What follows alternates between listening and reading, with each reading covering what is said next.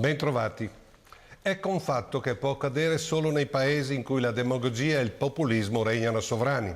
Mi riferisco all'intenzione del sindaco di Tarvisio, Renato Carlantoni, di indire un referendum per lasciare alla libera scelta dei tarvisiani se ospitare o meno degli immigrati nel loro territorio. Lo conferma lo stesso sindaco quando spiega che la giunta comunale ha già predisposto l'atto che porterà alla realizzazione di un documento per la raccolta firme. Carlantoni si dichiara anche consapevole che la scelta è di totale competenza dello Stato e che il Comune non può opporsi, visto che il suo parere non è vincolante, ma tuttavia ritiene che sia opportuno che i tarvisiani si esprimano, aggiungendo poi che il referendum è sia un atto di democrazia, sia una risposta alle critiche di una parte politica che mi accusano di speculare sulla pelle degli immigrati.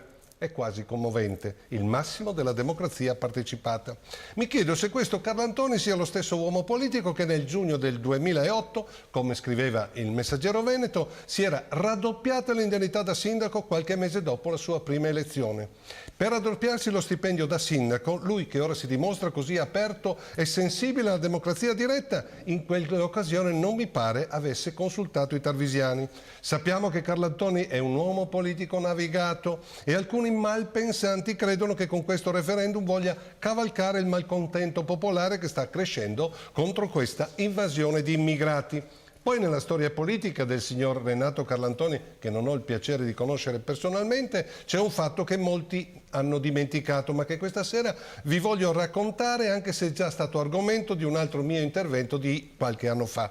Qualcuno si sorprenderà che tiri fuori dal cassetto vecchie storie, però per capire meglio il personaggio di cui sto parlando è giusto conoscere alcuni fatti, anche se datati.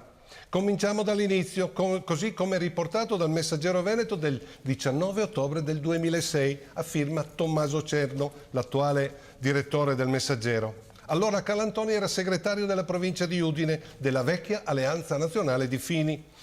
Ma gli equilibri politici nella direzione provinciale del suo partito di quel tempo, nel frattempo, si erano modificati, tanto che Carlantoni non aveva più una sua maggioranza all'interno del direttivo di Alleanza Nazionale dell'Udinese. Fu così che il dominus riconosciuto del partito, il senatore Collino, chiese a Carlantoni di porre le condizioni perché si dimettesse da segretario e Carlantoni dettò le sue condizioni in un vero e proprio contratto fissato in 9 punti, alcuni davvero sorprendenti, e uso un eufemismo, come ad esempio il punto 2 che recita: voglio una nomina presso un organo esecutivo di una partecipata con adeguato riconoscimento economico, oppure il 4 che anticipava la sua candidatura alle elezioni del 2007 a sindaco di Tarvisio con buone possibilità di venire eletto. Il punto 4 infatti dice: se Tarvisio va sotto i 5.000 abitanti con diminuzione dell'indennità di carica, voglio una presidenza di nomina regionale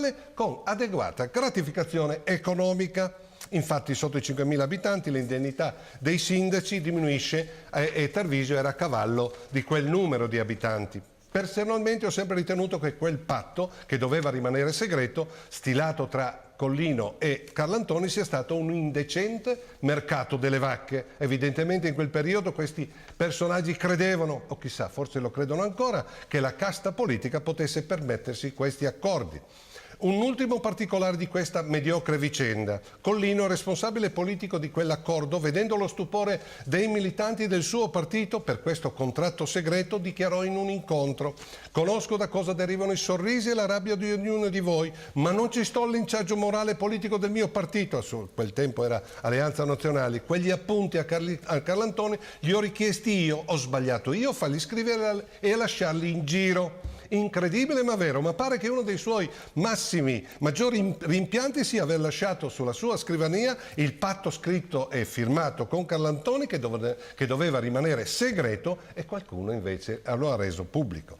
A quanto pare questo mercato delle vacche non gli aveva creato particolari problemi etici. Finisco con una richiesta al sindaco di Tarvisio: perché non abbina al referendum sugli immigrati anche un altro in cui chiede ai suoi concittadini se sono favorevoli all'accordo da lui stipulato nel 2006 con Collino e del raddoppio della sua indennità di sindaco dopo pochi mesi dal suo primo insediamento? Forse potrebbe avere delle sgradevoli sorprese. Ci rivediamo giovedì prossimo.